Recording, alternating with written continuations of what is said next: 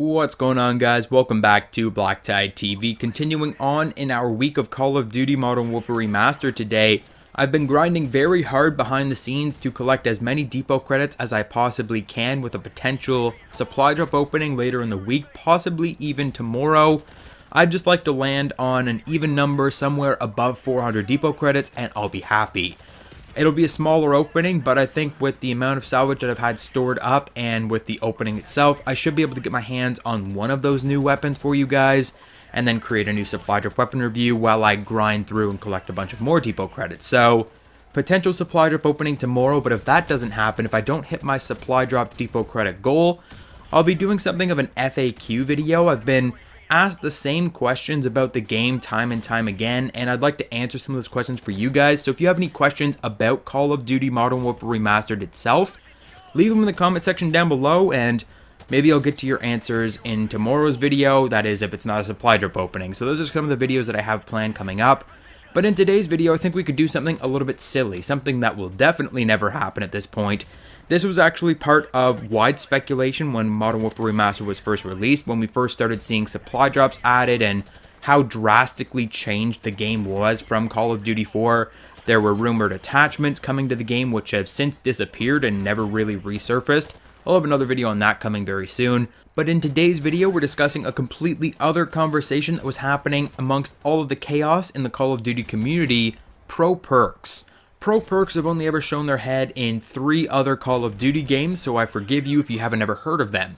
They were in Modern Warfare 2, Modern Warfare 3, and the original Black Ops, if I'm not mistaken. Now, pro perks were in such a small subset of the Call of Duty franchise, but they were iconic for the time, and they gave players so much extra to look forward to when playing their favorite Call of Duty game.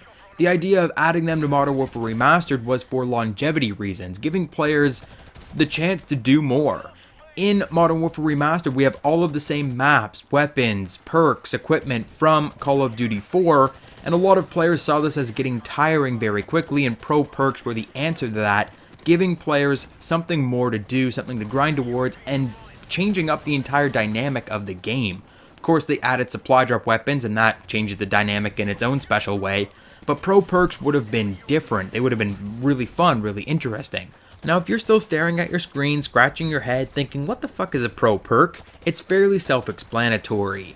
Completing an in-game challenge would unlock additional abilities for each of your perks, permanent unlocks that you could use until you prestige, and then you'd have to do the challenges over again when you prestige once again. I have a feeling you'll understand a little bit better when I get into my massive list of pro perks that I've created for you here in Call of Duty Modern Warfare Remastered.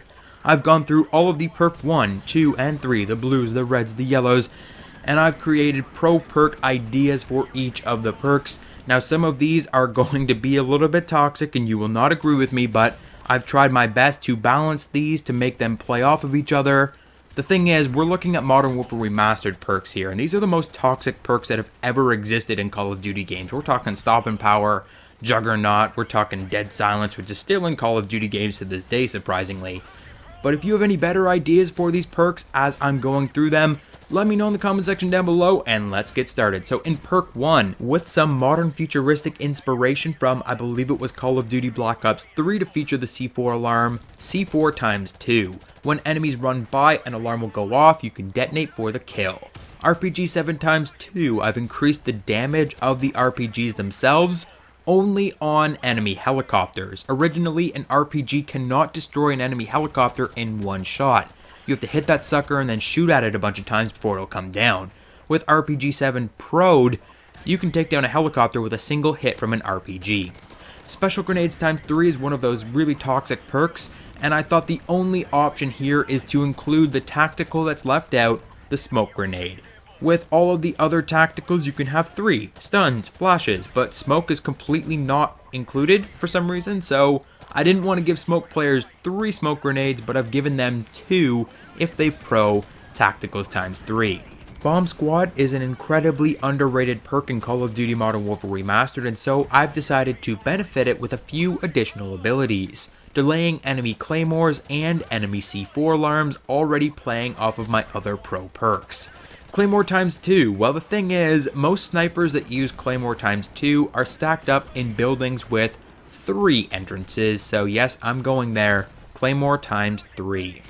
Bandolier. Now this one's interesting because we've already seen scavenger packs in game. It may be a glitch, but there's a scavenger pickup noise, there's scavenger bags seen in game in certain intervals, and so obviously we're going to go with scavenger. Bandolier, scavenger, they both have to do with ammo, so you have a ton of ammo to start with, and you can replenish ammo as you go, and maybe even possibly tactical grenades as well, but no replenishing frag grenades. That's insane. Speaking of frag grenades, frags times 3, I've gone with a very, very slight pro perk, and that is the ability to cancel your frag throws in the middle of your frag throws. You know, like put the pin back in the grenade. It's not super realistic, but it's the only thing that really works for frags times 3 because everyone would freak out at me if I gave frags times 3 any kind of a good pro perk.